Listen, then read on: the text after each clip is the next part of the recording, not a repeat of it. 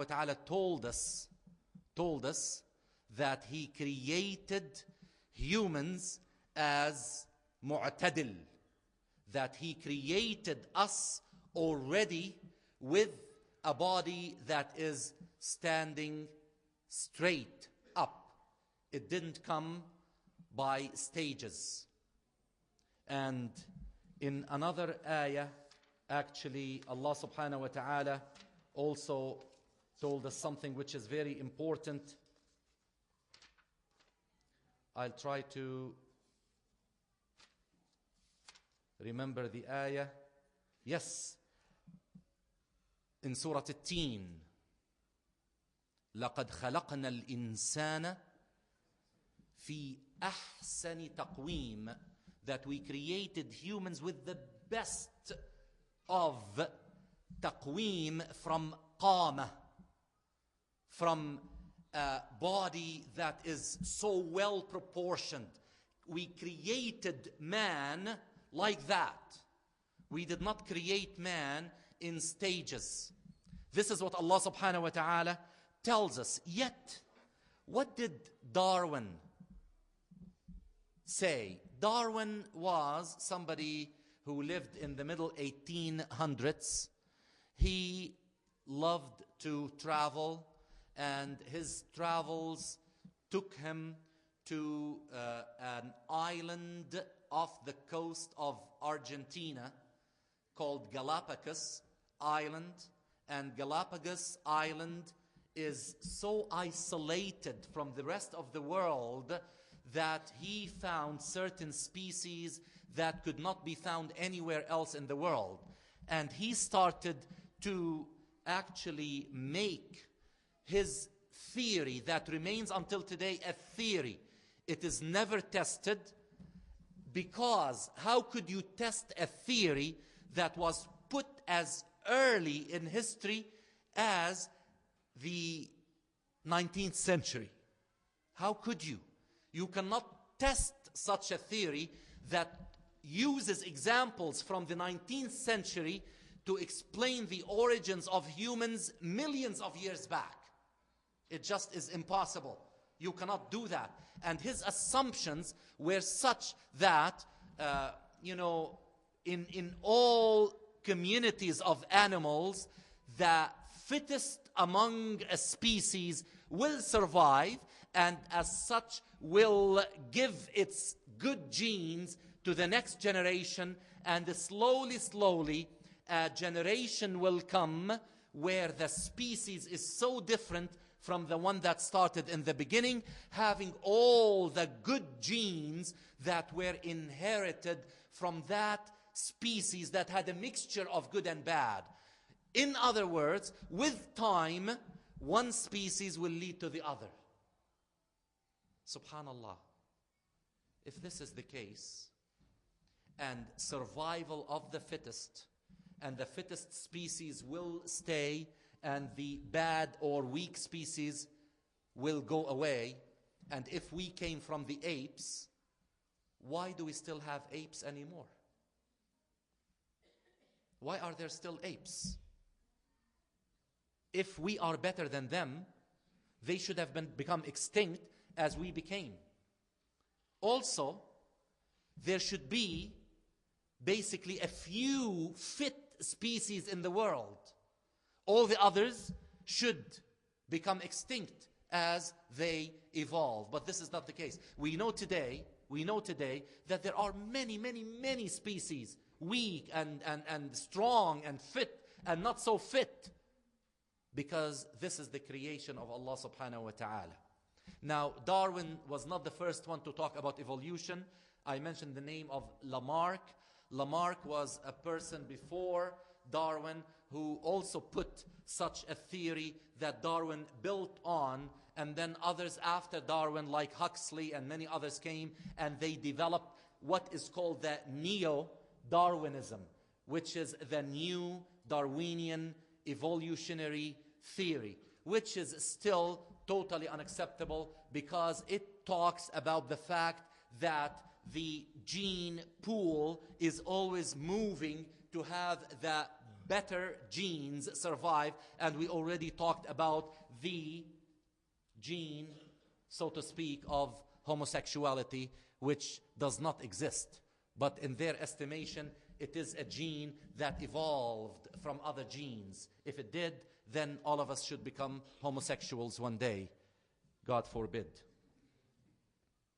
Now, this is what I wanted to talk about. I know that today we need to have enough time to go to the rally, but we know that we cannot have the adhan before 1:30. So I wanted at the end of the 7th, today is the 7th part of the series, to have, and the last part of the second phase of life, we would like to allow more questions. We would like to interact. We have 18 minutes to do that. So you can ask your questions. Before, I mentioned the question by Dr. Zafar and I did not answer it. Now, okay, very important, very important. What about Lucy? What about Lucy? Any idea? You want me to answer it? You want me to? If I can. You think I have it? Allahu A'lam. Now, I will start by saying what you said. Only God knows. But there are many places in the Quran where Allah subhanahu wa ta'ala gives us hints and leaves it there, because when you think about the possibility of making the hints any clearer than they are, we will be walking like our mind cannot support us in going beyond those hints. To give you an example, and the mufassirin of the Quran used many examples that really are fascinating, and they gave tafsir that is in line with our human experiences. الله الذي خلق سبع سماوات ومن الأرض مثلهن. Allah, the one who created 7 heavens and an equal number of earths. Allah subhanahu wa ta'ala left it open to the fact that there are other earths in this universe.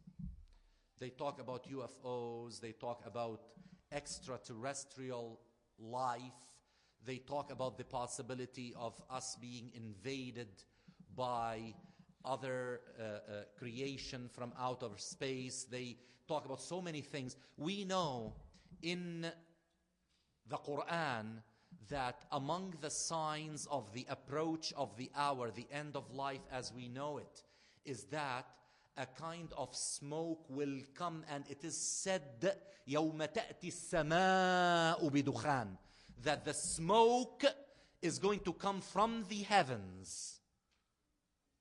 And Allah subhanahu wa ta'ala talks about مَنْ فِي السَّمَاوَاتِ وَمَنْ فِي الْأَرْضِ. Man, they say the angels. السَّمَاوَاتِ وَالْأَرْضِ وَمَا بَيْنَهُمَا. Allah subhanahu wa ta'ala talks about the heavens and the earth and all that in between, and when the smoke will come, and when we will have other things come at us.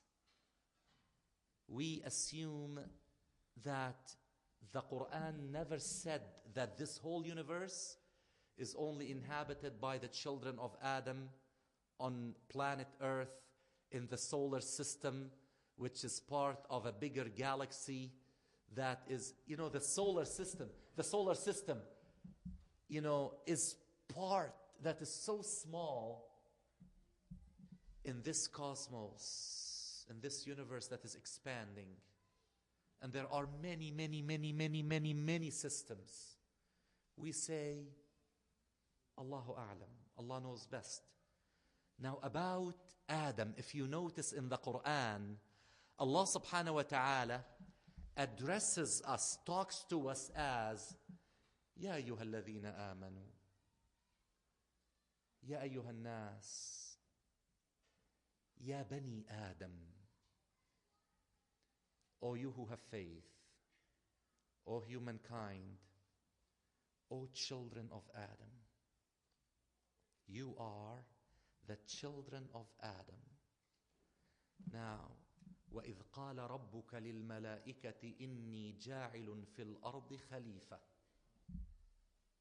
قالوا أتجعل فيها من يفسد فيها ويسفك الدماء ونحن نسبح بحمدك ونقدس لك قال إني أعلم ما لا تعلمون. When Allah said to the angels, I am going to place on earth a Khalifa. The scholars, even who lived close to the time of Prophet Muhammad sallallahu alaihi wasallam, were not united in understanding the word Khalifa. Khalifa means someone who will follow. Yakhluf. Who will follow. So they said Khalifa, a vicegerent of Allah, a representative of Allah on earth. Khalifa. Others said no. Khalifa, someone who will come after the jinn who preceded him on earth. But others said that why not Adam and his progeny will be the Khalifa, will be those who will follow the presence of others who inhabited earth and had their own systems that Allah subhanahu wa ta'ala willed for them. So they came to the conclusion that there could be different Adams. Allah knows best. We cannot for a certainty say yes, because had Allah subhanahu wa ta'ala, just think about it, we're just speculating here about us, not about God, because we're not allowed to speculate about God, but we speculate about ourselves. That I know for one, that if we were told for sure that there were many others before us on earth, I would be uncomfortable. What would be, even though we are told what will happen to earth, but we keep thinking that it will not happen in our time. All the things that we will talk about as the time approaches. And to me, I would understand personally the word Khalifa, follower, that someone who followed other orders of existence. Could Lucy be part of a different order? Allah knows best. But the beauty about Islam is that it keeps reminding us that إِنَّ يَوْمًا عِنْدَ رَبِّكَ كَأَلْفِ سَنَةٍ مِمَّا تَعُدُّونَ تعرج الملائكة والروح إليه في يوم كان مقداره 50,000 سنة. That Allah keeps reminding us that the sittat ayyam that He talks about is not the ayyam that we know, 24 hours. That Islam does not talk of things that are unscientific and beyond what is within human understanding. Therefore we say Allah subhanahu wa ta'ala knows best. Now questions. Yes. Is it lawful for a man to get married to a woman that has tribal litigation for just contraceptive purposes? Does he know about it? Yes, it is lawful. Yes.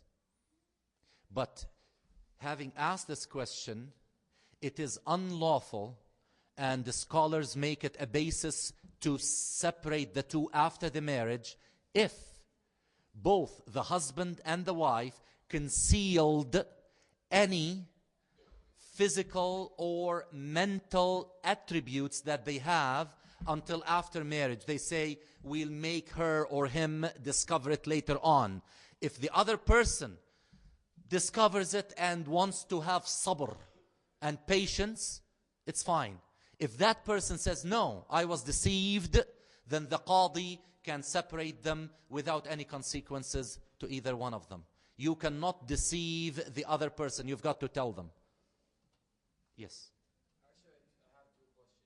One of them, when you talk about suicide, what about if the person is mentally have mentally problems, and for no reason he...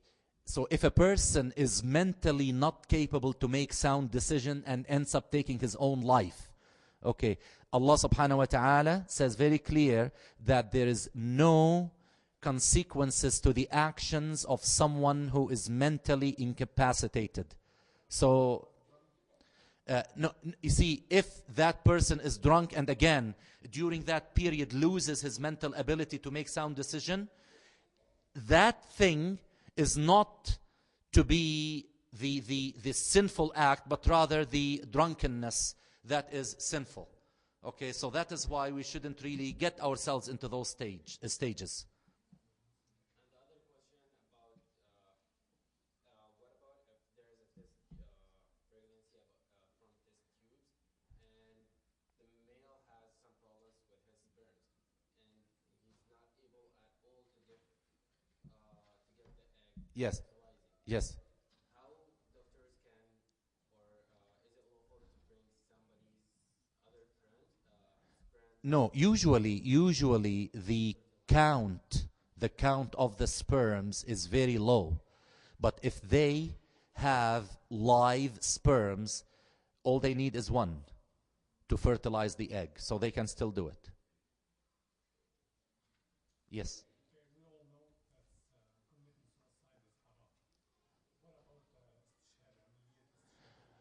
Okay, we all know that committing suicide is unlawful. What about the cases we hear about of the suicide? They call they call them suicide bombers. You know, those people who are driving cars into convoys and exploding themselves and things. Now, what I would like to say is that the act in itself is not sufficient to pass a judgment. It is the intention and the validity of the intention behind the action itself that drove the person to something akin to fighting, but without finding the proper weaponry.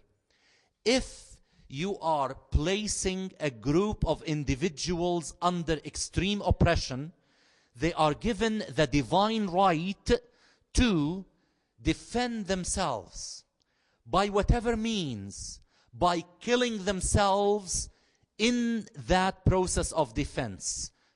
Any means. If they could not find any weapons and they use their own bodies as weapons, then it is lawful. Therefore, it is the reason behind what is being done. But let's compare now what is happening in Palestine and Iraq. In Iraq, the consequence is that we are killing fellow Iraqi citizens by our random actions because there are people we don't like in our country.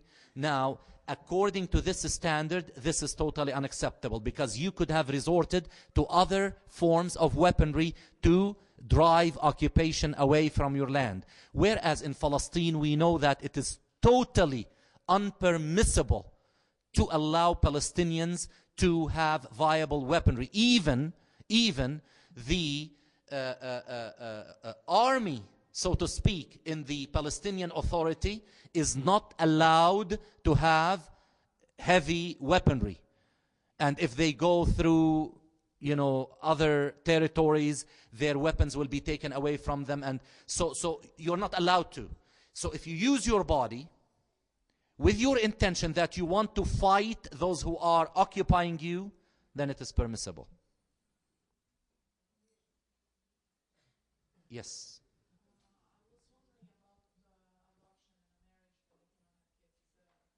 Yes. Is adoption in a marriage that cannot produce children lawful? The answer is yes. As long as, you see, if I speak Arabic about this, there are two words here that we need to understand. There is tabanni and there's kafala. Kafala al-yatim, or kafala for someone to adopt in your family, nothing wrong with it. But tabanni, which means that you adopt by erasing the biological identity of the one that you're adopting, this is totally unlawful. By, adopting someone and then telling them that you are my son and I don't want, this is not right, because that person may end up marrying his own sister. If, and we've heard many instances where this did take place. They meet again, and they didn't know that they are brothers and sisters, and they marry each other only to discover that they are biological. So you can adopt, but you have to tell that, adopted son that you are the son of so-and-so, and give them the, freedom later on to choose whether to stay with you or go to their parents. So we have 3 more minutes, and then we have to, yes.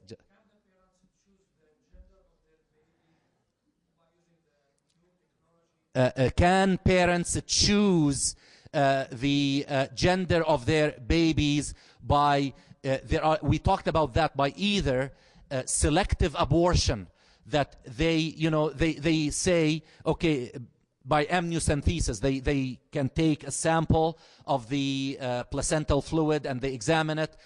If they find it's a male, they keep it female, and they still practice that in India until today. This is unlawful, totally unlawful.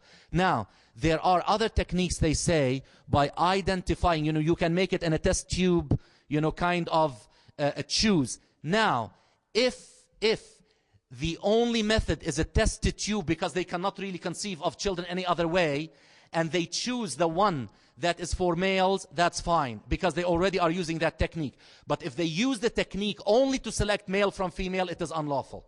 And this is not my fatwa, it is the fatwa of those who are qualified. Sister. Yes, it's okay, go ahead.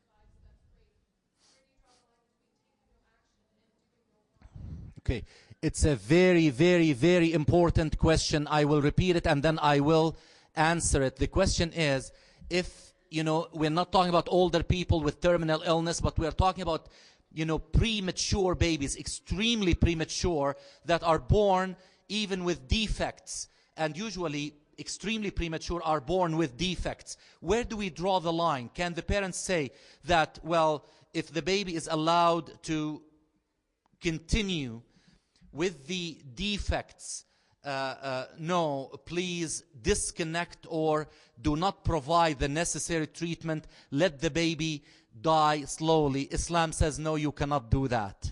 Once the baby comes to the second phase and the baby is, breathing, and the baby is really has the potential to develop and grow, even if it will be quote unquote handicap, or not really have the potential to survive like a normal child, Islam says you cannot, once it crossed that line. If later on complications start by the baby losing consciousness and has to be attached to life support, then it's the same question. The doctor who is qualified can say, no, we don't attach, or yes, we attach because there is hope. But before that, to decide by seeing the baby, we are going to withhold any help or treatment, no, we cannot do that. Okay, so inshallah next time, yes, next time, no more questions. Next time, inshallah, no, I will break the rule because it was a little child who has a question. I will take that question. Yes, dear. Okay, stand on the chair. Stand on the chair. Yes. I didn't hear the question. Can someone tell me the question? What? Is it? Are you sure? How do you know? It plays with the other one.